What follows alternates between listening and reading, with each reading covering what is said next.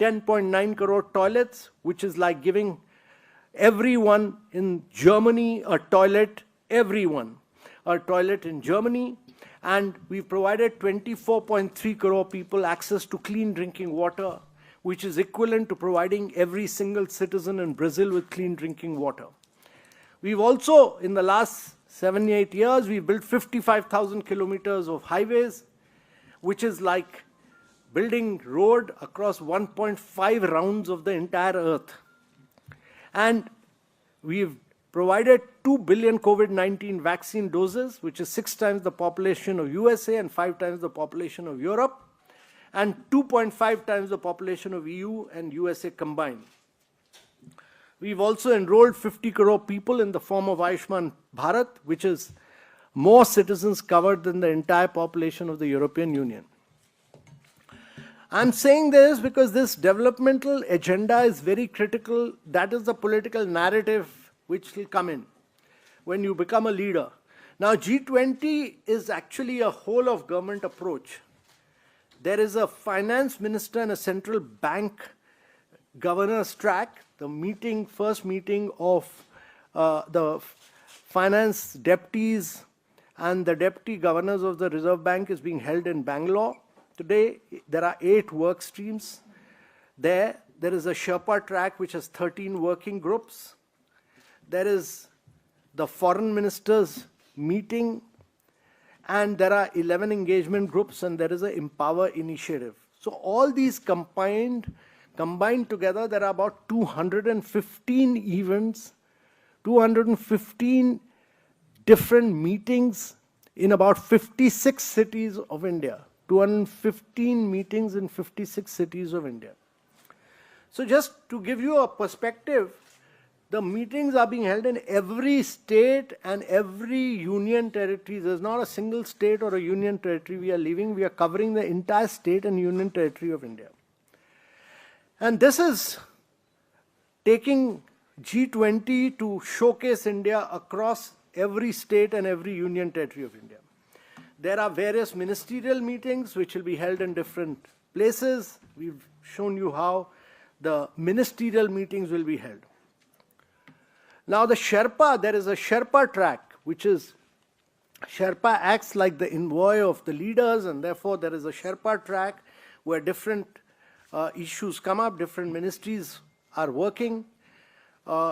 These are the different Sherpa tracks, and different ministries are involved. Almost every ministry of the government of India is involved in this process.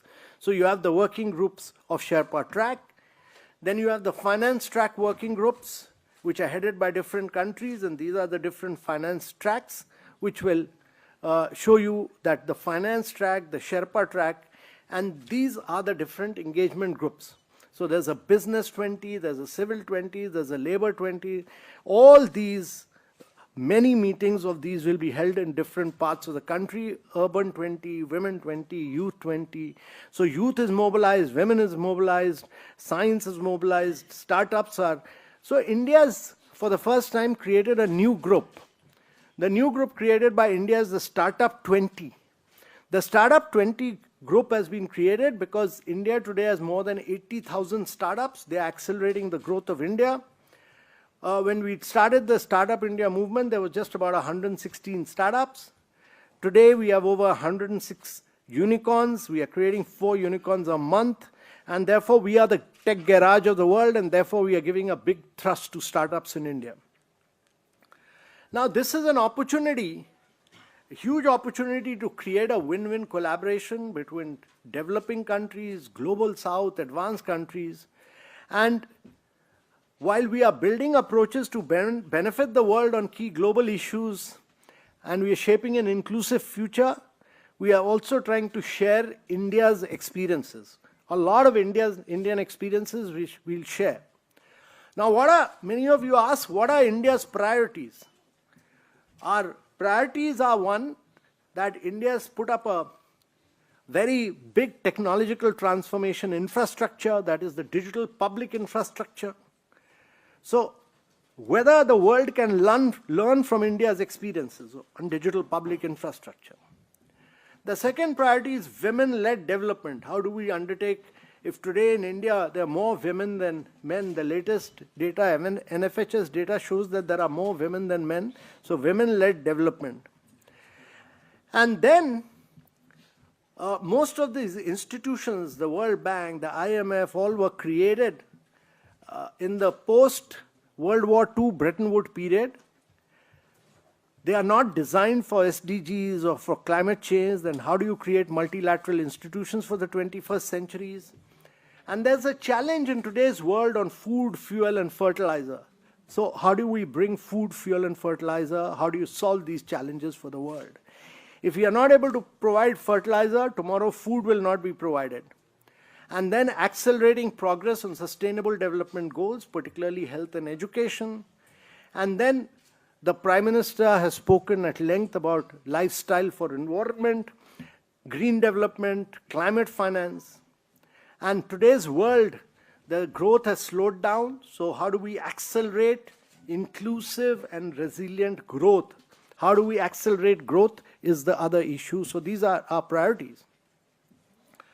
Now, we've talked about digital transformation because India's model is unique.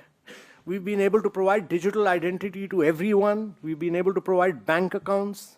We've been able to do fast payments. 400 crore people in the world do not have a digital identity. 200 crore people remain unbanked. 130 countries have no digital payment system. This is the reality of the world. And the Bank of International Settlement has said that India has made, by providing digital identity, which all of you have, the Aadhaar, the bank accounts that we all have, and the fast payments that we undertake through our mobile, it says that India has made 50 years worth of progress in 1 decade, 50 years. That is the technological level jumping India has done.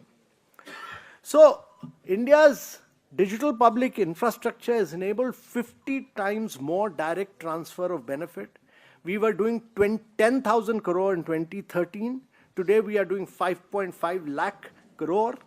It has helped 47 crore people during the initial phase of COVID-19. We put money straight into the bank accounts. There's no leakage. And this is a unique model which India has built up, from which the world can learn. The digital transformation of India has been huge and immense. So our model is very different from the big tech model of USA. We have created digital public infrastructure on which private sector competes. So UPI, on top of which PhonePe, Google Pay, WhatsApp, Paytm all compete. We've done the Jam Trinity, we built UPI, we built Bharat Pay, we did CoWIN for vaccination. We've done FASTag, we've done Diksha and Swayam, we've done CoWIN, we've done digital health, Bharat Pay, many things. The other Indian narrative which we'll take during G20 will be the narrative of what we've done in our health architecture, how we created an inclusive and scalable model globally through health insurance, Ayushman Bharat, through COVID vaccine, through CoWIN, and how we are the pharmacy of the world, and how we are the vaccine capital of the world all together, and how we've also converged and integrated Ayurveda and yoga. The other thing we'll do is to showcase the power of women-led development. When we started Pradhan Mantri Jan Dhan Yojana, only 19% of the accounts were owned by women. Today, 56% of the accounts are owned by women. 23 crore unbanked women now have bank accounts. So this is a big achievement. We will also showcase several things, like I'll just give you an example that our objective is to create a unique experience of India. We had taken all our ambassadors to Andaman. We took them to the cellular jail. We did yoga session. We did beach cleaning. All ambassadors blew the Shankhnad, which you can see here. And recently, we did the first Sherpa meeting in Udaipur. This is a similar example we are trying to create in Mumbai, where we demonstrated India's unique culture. We did very good branding. But what Udaipur did was to clean up Fatehpur Lake, it cleaned up its road, it cleaned up the pavements, it did branding. And I want to compliment the Maharashtra government and the municipal commissioner and the municipality of Mumbai municipality for having used this opportunity to brand Mumbai fully and to clean up Mumbai. A lot of excellent work has been done here, and this is a lot of pavement cleaning and wall art has been done. So this is what we did in Udaipur. We had beautifully lit up Kumbhalgarh Fort. I believe a lot of lighting has been done in Mumbai also. We showed the culture of Udaipur. We showed all the local handicrafts. So basically, we are also promoting millets because 2023 is the year of millets. We had excellent meetings there. And this is really a huge opportunity for collaboration of states, because this is an opportunity to transform the city infrastructure. G20, many meetings will be held in Maharashtra. This is a unique opportunity to transform city infrastructure. This is also an opportunity to make states easy for doing business, for carrying out reforms to improve investment climate.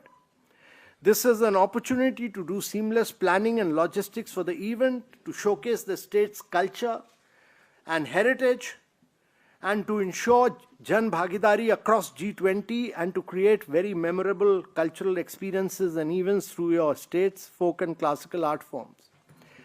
We are emphasizing local cuisine and millets. All gifts are leveraging one district, one product.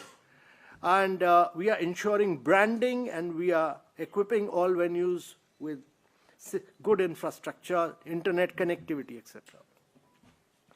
Our objective of doing this is that in different cities is that this G20 can be used to create the best city infrastructure.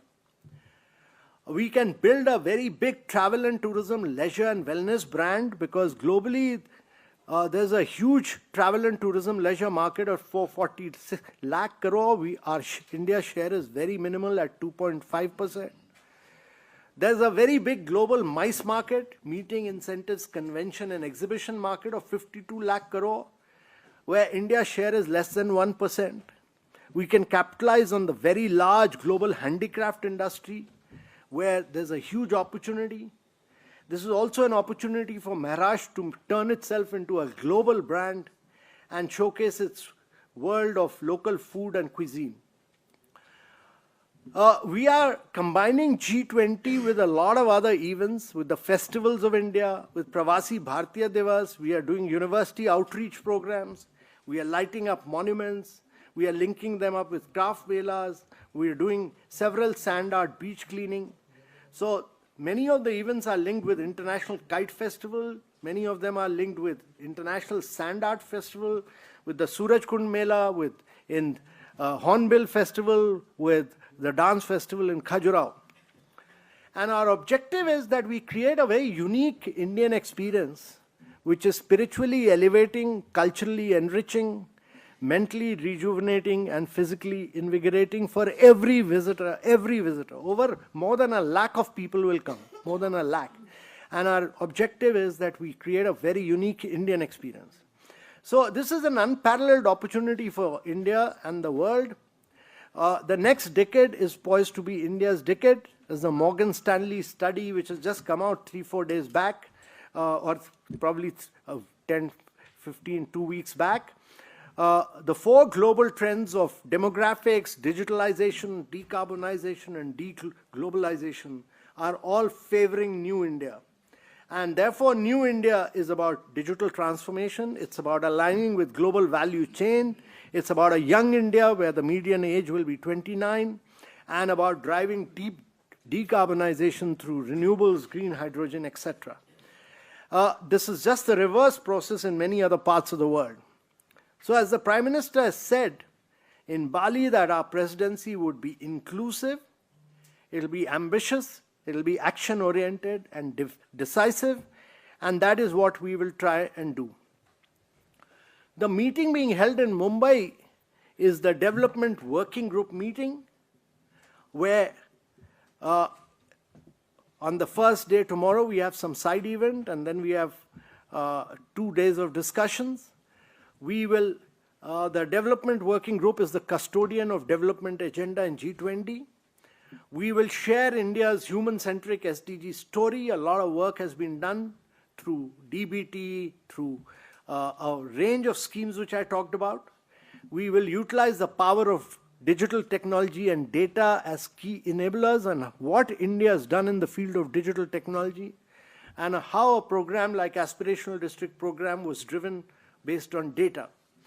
And we'll also talk about lifestyle for environment, which has been driven by the Honorable Prime Minister, on how behavioral change is critical. Our objective is to be the voice of the global South, and we will try and galvanize consensus for a Green Development Pact, which we'll work on. So our priorities are accelerating progress on achieving the SDG through collective actions here, lifestyle for environment, data for development. And here we'll display the cultural heritage, traditions, craft, dance forms, and cuisines of Maharashtra. We will showcase the traditional Maharashtrian dance performances, including modern cinematic heritage. We will introduce the famous street foods of Mumbai. There's a visit to the iconic Gateway of India and a tour of the old Mumbai. There's an excursion to the ancient Kanheri caves, and we'll be highlighting India's booming startup landscape here. So with these few words, I'll conclude here, and I'll be very happy with my colleagues to respond to any query, any question, any query that you may have. Thank you very much. Thank you, sir, for the presentation. Now we could start with the questions. If you could raise your hand. Yes. Please introduce yourself. Good afternoon. From CNN News 18. I have 2 questions for you. You appreciated the Mumbai Municipal Corporation for facilitating all of this. G20 happens at a time when the air quality AQI of Mumbai is probably worse than Delhi's.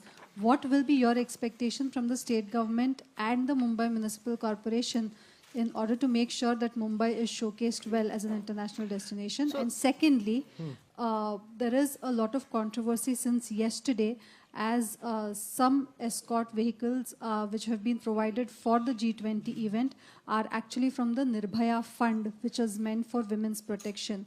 How do you see this controversy? Thank you. So I would, first let me respond to your first question first. And the air quality issue was brought, actually the municipal commissioner had raised this issue regarding this, and a lot of this happening on account of the refinery chimneys. So I had taken it up with the Secretary Petroleum, who had held a meeting day before with all the refinery, and he had done an intensive review with 2 oil refineries in Mumbai and experts on the subject. And all refineries are connected to the CPCB central server online, indicating the values of SOx, NO2, PM 2.5 and CO, and data for all of them they have examined. The AQI within Mumbai refineries, according to him, while these modern refineries, they do not emit smoke, they do give out sulfur dioxide.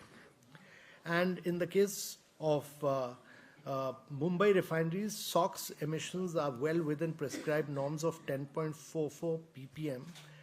But for the next week, next 2-3 months, they will ensure that they will reduce in liquid sulfur as well as sulfur content in flue gases.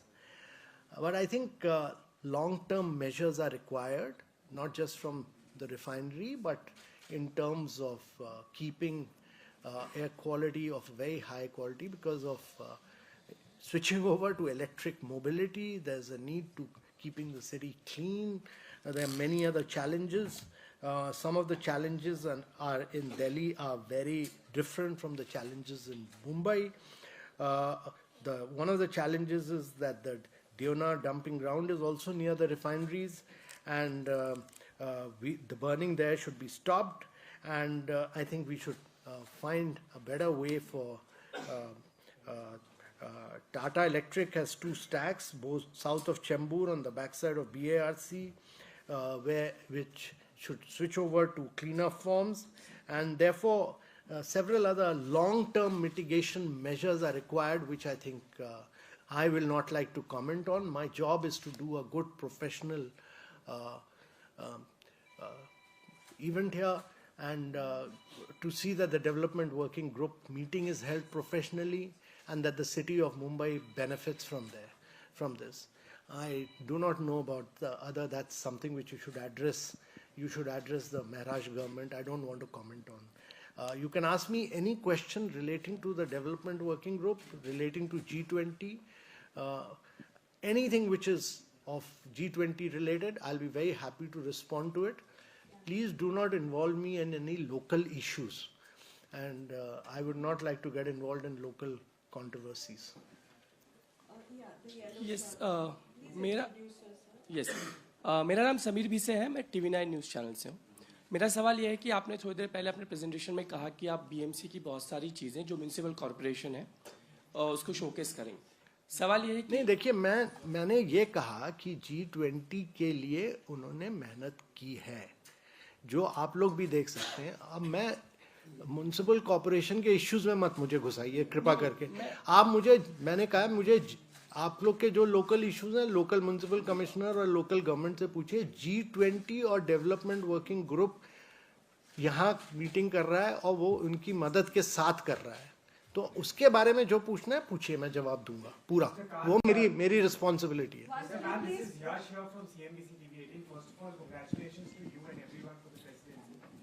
My question, 2 questions. One is on the priorities that you lined up. As far as the agenda is concerned, India has the chance to make the agenda, as you said. What would be some of the policy changes in the current setup on the geopolitical side, right, coming out of the pandemic, that would favor India, which would come out as a positive outcome from this presidency and the year? If you could throw some light on that. And the second one on globalization, you mentioned. With what's happening in Russia, the sanctions which have followed, we've sort of taken a step again towards closing of economies, having a self-consuming, self-producing economy. What difference do you look to make in our interest as well, in the country's interest, undoing that step back towards globalization? So I think the first challenge before leadership of the world today, when 43 leaders of the world get together, according to me, is to address the challenge of the fact that vast number of people have gone below poverty line. Also, many people have lost job. 200 million people, 20 crore, 20 crore लोगों की गरीबी में, अत्यधिक गरीबी में चले गए। 10 करोड़ लोगों की नौकरियां चली गई हैं कोविड की वजह से। तो अगर हमें SDGs को इम्प्लीमेंट करना है, जिसका 2030 तक करना था, और ये साल उसका मिड टर्म ईयर है, मिड टर्म मतलब मध्यवर्ती साल है, तो आपको 2030 तक वो SDG गोल अचीव करने के लिए तो बहुत टारगेटेड अटेंशन चाहिए आपको। एजुकेशन, लर्निंग आउटकम, क्योंकि अगर स्कूल बंद रहे इतने दिन तो लर्निंग आउटकम इम्प्रूव करना है, हेल्थ आउटकम इम्प्रूव करना है, और वो करने के लिए आपको टेक्नोलॉजी को उपयोग करना पड़ेगा, और टेक्नोलॉजी के साथ आपको लीपफ्रॉगिंग करनी पड़ेगी। तो भारत ने कई चीज़ों में दिखाया है कि टेक्नोलॉजी को उपयोग करके, जैसे मैंने बताया कि बैंक ऑफ इंटरनेशनल सेटलमेंट की स्टडी कहती है जो भारत 50 साल में जो करना था वो भारत ने 7-8 साल में कर दिया, क्योंकि उसने डिजिटल आइडेंटिटी दी। डिजिटल आइडेंटिटी के साथ उसने आपके साथ बैंक अकाउंट्स खोले, डायरेक्ट बेनिफिट ट्रांसफ़र हुआ, औरतों के 19% अकाउंट थे वो बढ़ के 56% हुए। आप बहुत ज़्यादा लोगों को आपने कोविड के समय आप सीधे पैसे पहुंचा सके क्योंकि बैंक अकाउंट से। इसी तरह फास्ट पेमेंट्स में मैं बताया कि 4,860 करोड़, जो कि 7 गुना है USA, यूरोप, कनाडा के, और 3 गुना है चाइना का। तो जब तक आप टेक्नोलॉजी को उपयोग करके नहीं बढ़ेंगे तो नहीं होगा, तो वो हमारा एक बहुत बड़ा एजेंडा है। दूसरा, और उसमें इंडिया का एक बहुत अनोखा एक मॉडल है जो कि बिग टेक मॉडल और यूरोप के मॉडल से अलग है, और हमारे विचार से अगर आपको बदलाव लाना है तो ये मॉडल को हमें बहुत आगे ले जाना पड़ेगा, तो उस पर काफ़ी चर्चा होगी। दूसरा मेरे विचार से कि एक इंडिया का जो नैरेटिव है कि जो इंडिया ने हेल्थ के क्षेत्र में किया है, इंश्योरेंस के साथ, कोविन के साथ, फार्मेसी ऑफ द वर्ल्ड और vaccine capital of the world, ये भी एक चर्चा का इश्यू बनेगा। तो सस्टेनेबल डेवलपमेंट गोल्स को कैसे आगे ले जाना है, ग्रोथ को कैसे ड्राइव करना है, वो जो कि इंक्लूसिव हो, रेजिलिएंट हो, सस्टेनेबल हो। तो चौथी चीज़ जो मैंने बताई कि मल्टीलैटरल इंस्टीट्यूशंस आज भी डायरेक्ट लेंडिंग करते हैं, वो क्लाइमेट फाइनेंस और सस्टेनेबल डेवलपमेंट गोल्स की ब्लेंडेड फाइनेंस नहीं करते, क्रेडिट इन्हांसमेंट नहीं करते, और फर्स्ट लॉस गारंटीज नहीं करते। तो उनको कैसे रिस्ट्रक्चर करना है, ये सारी दुनिया के इश्यूज हैं जिस पे चर्चा होगी। और पांचवा इश्यू जो मैंने आपको बताया था कि 70 कंट्रीज, जो इंडिया अगर वॉइस ऑफ द साउथ बनती है, तो वॉइस ऑफ द साउथ अगर बनती है, तो अगर 70 कंट्रीज की ग्लोबल डेट की एक चैलेंज है, ग्लोबल डेट का चैलेंज, उस इश्यू को की चर्चा होगी लगातार।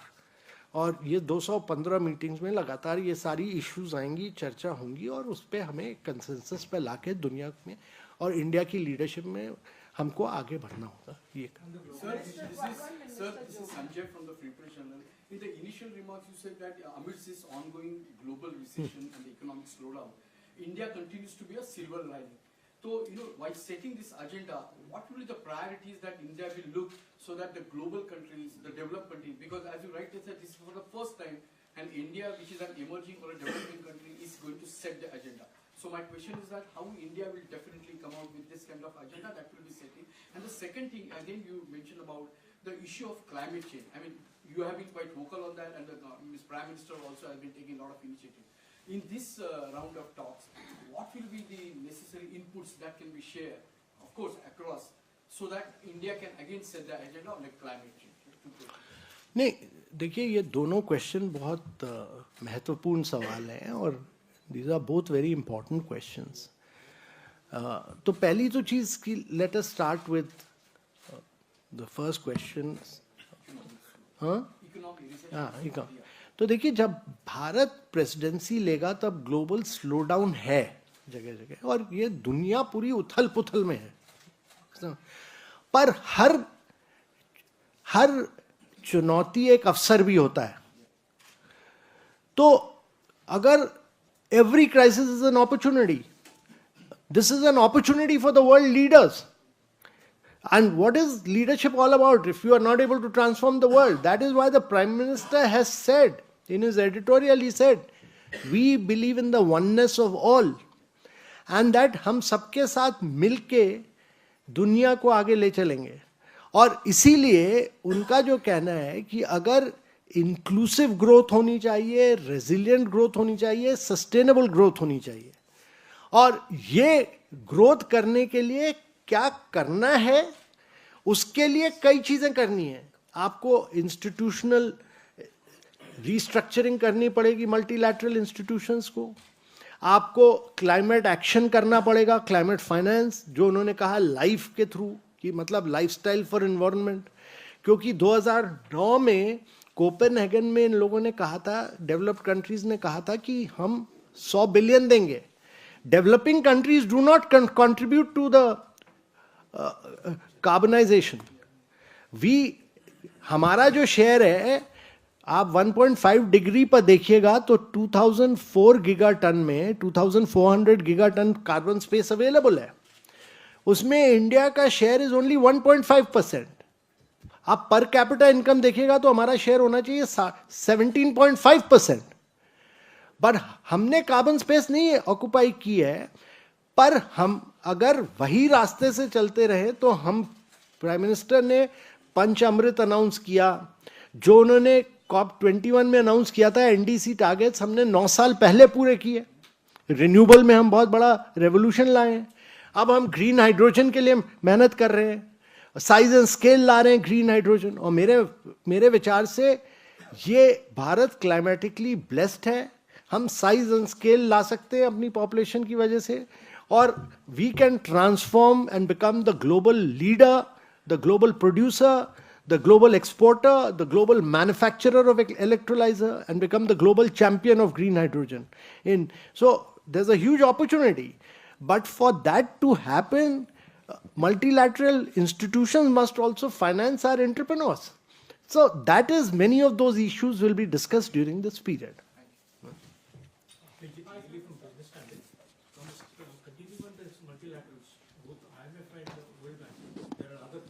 Yes, yes.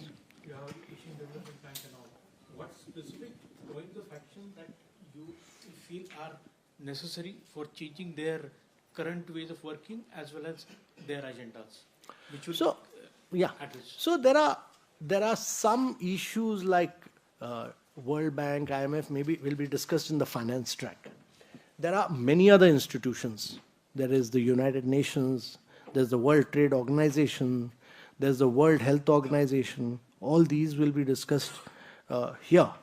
But the basic challenge is that many of these institutions, at least on the lending side, they all do direct lending. They don't do lending which is based on first loss guarantee or credit enhancement or blended finance. So US Treasury Secretary has said that very strongly, that these institutions must be restructured for that. And she's asked World Bank and IMF to see how more guarantees can be given to advocate that. Some of those issues will be discussed in the finance track. On the Sherpa track, there'll be issues of WHO, there'll be issues of WTO, there'll be issues of UN. Many of those issues will come in for discussion. And those will be subject to a lot of debate and discussion on how they become institutions for the global south and for the developing world. Because they were designed for another era. They were designed for post-Bretton Woods period, for the post-World War II. The world has changed. The challenges today are the challenges of climate, the challenge of SDG, the climate of developing south. So all these issues we'll have to discuss. Good evening, sir. My name is Subramanian from Forever News. Forever News. You have explained that Sherpa and the corruption will be eradicated or it will be minimized with this. I have not said that. No. I have merely said that there's an anti-corruption group, which is driven by the Department of Personnel. There are 11 engagement groups. Anti-corruption group has many other issues also which are discussed in there. So how does the specific Sherpa will be performing in it? What's the specific role? So first of all, let me just clarify what is the role of the Sherpa. The Sherpa is like a envoy to the leader. Every country has a Sherpa. Now the Sherpa is supposed to work for the leader to enable him, he's supposed to assist him to enable him to reach the Mount Everest. तो शेरपा क्या करता है? उनका सामान ढोता है कि नहीं ढोता? वो ढो के माउंट एवरेस्ट तक पहुंचाता है उनको. तो मेरा काम है कि मैं फाइनेंस ट्रैक का ले लूँ, एंगेजमेंट ग्रुप का ले लूँ, जितनी सारे इश्यूज पर कंसेंसस, सारे शेरपाज मिलके कंसेंसस बनाएं और सारे लीडर्स को मिलकर माउंट एवरेस्ट तक पहुंचाएं. ये काम है. तो जितने वर्किंग ग्रुप्स होंगे उनके रिकमेंडेशंस लेंगे, एंगेजमेंट ग्रुप के लेंगे, फाइनेंस ग्रुप के लेंगे, सबको लेकर हम एक लीडर्स कम्युनिके बनाते हैं, जो बाली में हमने किया. और बाली में बड़ी चैलेंजेस थे क्योंकि साल भर सेटलमेंट नहीं हुआ था, एग्रीमेंट नहीं हुआ था, सारी मीटिंग्स फेल हो गई. इंडिया ने वो उस पर बड़ी मेहनत करके डेवलपिंग वर्ल्ड के साथ मिलके, India, Brazil, Mexico, Argentina, Saudi Arabia, Singapore all worked together to enable an agreement in Bali. And India took the leadership of the developing world in that. Yeah, this will be the last question, not right now, behind. Yeah. Hi, sir. My name is Ankur Mishra. I'm representing ET Now. My question is regarding the meeting which is going to be held in Bengaluru, the finance track. What are the top priorities there, and also specifically on green financing, where in India also voluntarily many of the banks have taken the initiative on that. How to bridge the gap so that a common platform is there? Yeah. So many of our issues in national priorities converge with the finance track. Many of those issues like multilateral financial institutions, global debt, issues are the same. Climate finance, SDGs, how to accelerate the pace of financing for SDGs. Many of those issues converge and integrate across finance track, which is also meeting in Bangalore, incidentally. That meeting will be held in the next 2-3 days in Bangalore. The development working group meeting is being held here. And there are several other engagement groups which will meet. All of them will converge and integrate towards India's national priorities. Is it not a bit better to have finance track in the financial capital of the country rather than in Bangalore? नहीं, वो यहाँ कई जगह उनकी भी 4 meetings होंगी, तो हर शहर को भी तो कवर करना जरूरी है. सारी मीटिंग मुंबई में कर देंगे तो बाकी लोग भी क्रिटिसाइज करेंगे. तो हम तो नॉर्थ ईस्ट में सब जगह मीटिंग कर रहे हैं. Thank you, sir, for this detailed interaction with our media friends. And I request all our friends from the media in Mumbai to make the best of the meetings which are being held here. This is a once-in-a-lifetime opportunity. Please register and please attend the meetings that will be held in Geo Center tomorrow. Thank you very much to all of you for joining us today. Great.